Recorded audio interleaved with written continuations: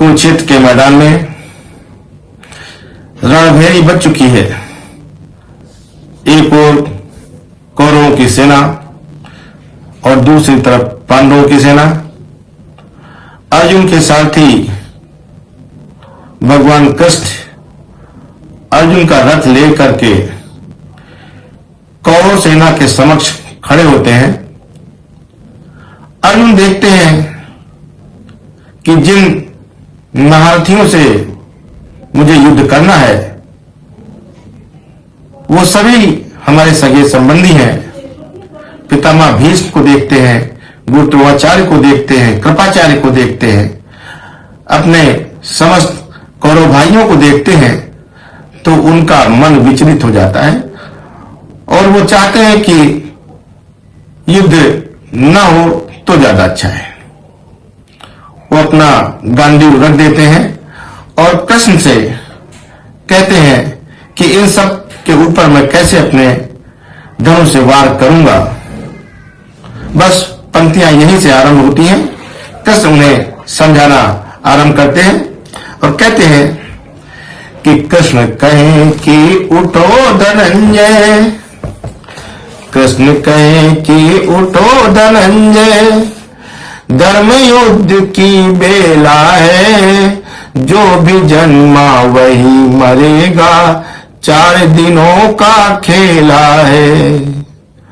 अर्जुन को बड़े सहज भाव से समझाते हैं कि सभी की मृत्यु सुनिश्चित है, इसलिए आप इस सोच में मत पड़िए, सभी को एक न एक दिन जाना है और ये धर्म युद्ध है, इसलिए इसमें आप युद्ध करिए और कोई चिंतन करने की आवश्यकता नहीं है।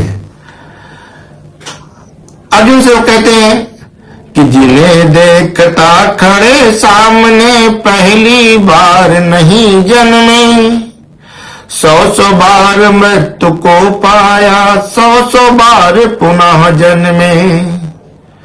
जिन्हें देखता खड़े सामने पहली बार नहीं जन्मे, 100 बार मृत्यु को पाया, 100 बार पुनः जन्मे।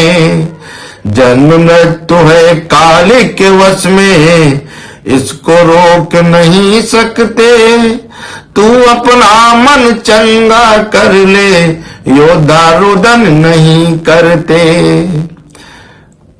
अर्जुन समझाते हैं कि मेरे सामने भीष्म पितामह खड़े हैं। कृष्ण उनको पुनः समझाते हैं कि तुम योद्धा हो, तुम इन सब महारथियों को देख करके तुम्हें मोह क्यों हो रहा है, आप इनसे युद्ध कीजिए, क्योंकि जन्म मृत्यु तो काल के वश में है, वो काल अपना कार्य करता ही रहेगा और योद्धा को चाहिए कि वो अपना कार्य करे। जन्म मृत्यु है काल के वश में, इसको रोक नहीं सकते, तू अपना मन चंगा कर ले, योद्धा रुदन नहीं करते। तान धनुर्धर तीर उठा गांडीव, युद्ध की बेला है, जो भी जन्मा वही मरेगा, 4 दिनों का खेला है। जो भी जन्मा वही मरेगा, 4 दिनों का खेला है। ये काया तो क्षण भंगुर है, आत्मा अजर अमर होता। अर्जुन से कहते हैं श्री कृष्ण कि काया है, शरीर है, ये क्षणभंगुर है, इसको समाप्त हो जाना होता है। हाँ, आत्मा इसके अंदर है, वो कभी समाप्त नहीं होती है और उसको कोई समाप्त भी नहीं कर सकता। ये काया तो क्षणभंगुर है, आत्मा अजर अमर होता, पवन सुखाने में अक्षम है, अग्नि से भस्म नहीं होता। सबसे तीक्ष्ण तीर भी तेरा, इसको भेद नहीं सकता, पानी करे जतन ही कितने, इसमें नमी न भर सकता। देखिए माधव कितनी बढ़िया बात कह गए अर्जुन से। एक तरह से अर्जुन को उत्साहित कर रहे हैं कि तुम्हारे पास बहुत ही अच्छे अच्छे बाण हैं जिनसे तू जिसको चाहे उसको मार सकता है, लेकिन सबसे तीखा, सबसे तेज बाण भी आत्मा को छिन्न भिन्न नहीं कर सकता है, उसको भेद नहीं सकता है। आगे कहते हैं, सब्यसाची क्यों चिंतन करता, क्यों मन में भरे झमेला है, जो भी जन्मा वही मरेगा, 4 दिनों का खेला है। जो भी जन्मा वही मरेगा, 4 दिनों का खेला है। अर्जुन के कुछ समझ नहीं आ रहा, तो कहता है क्या करूं, मेरे सामने देख रहे हैं आप, पितामह भीष्म खड़े हैं, इनकी गोदी में खेला,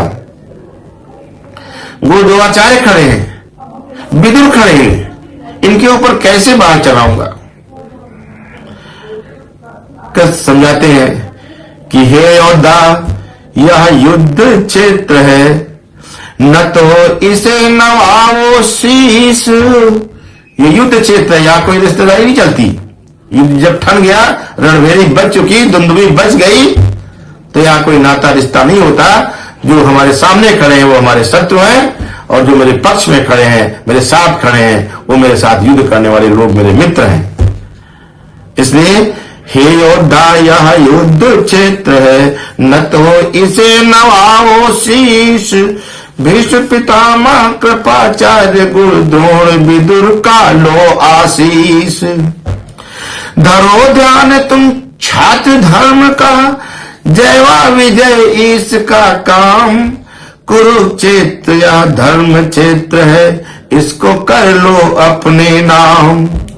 उठो पार्थ संघार करो, उठो पार्थ संघार करो, तुम शत्रु समूह सपेरा है।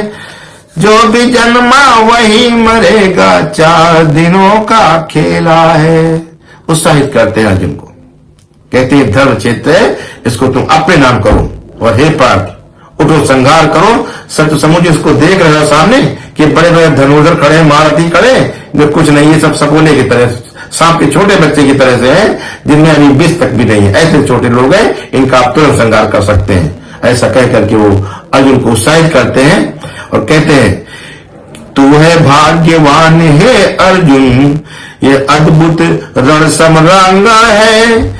इस और धर्म युधिष्ठिर तो उत दुर्योधन दुशासन है। कोई तुलना ही नहीं है।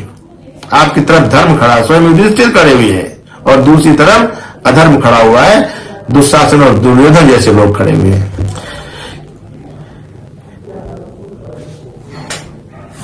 तू है भाग्यवान है अर्जुन, यह अद्भुत रण समरांग है। इस और धर्म युधिष्ठिर तो उत दुर्योधन दुशासन है। अरे वीर नकुल सहदेव सात्यकी, महारथी धृष्टद्युम्न भी है। यो युक्त सरीखे योद्धा गण, धीर अजय द्रुपद भी है। बड़े बड़े महारथियों के नाम गिना करके अर्जुन के अंदर उत्साह भर रहे हैं कि युद्ध के लिए वो तैयार कर रहे हैं। कहते हैं कि युष्ट सरीखे योद्धागण, रणधीर अजय द्रुपद भी है। और महाबली है भीम सारथी मैं, महाबली है भीम सारथी मैं, तू नहीं अकेला है। जो भी जन्मा वही मरेगा, 4 दिनों का खेला है। अब इतनी बात समझाने के बाद पुनः यदुनंदन कृष्ण अर्जुन को समझाते हैं कि अर्जुन, अगर तुम्हारे मन में यह भाव हो कि इन महारथियों के सामने मैं विजय नहीं प्राप्त कर सकूंगा, तो कोई बात नहीं। ये धर्मयुद्ध है, इसमें अगर विजय मिली तो और विजय न मिली तो दोनों तरह से ही आप विजयी होंगे, आपका यश होगा।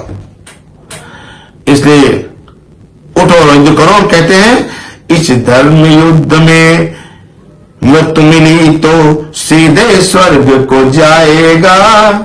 यदि जीता इस कुरुक्षेत्र में राजधरा का पाएगा।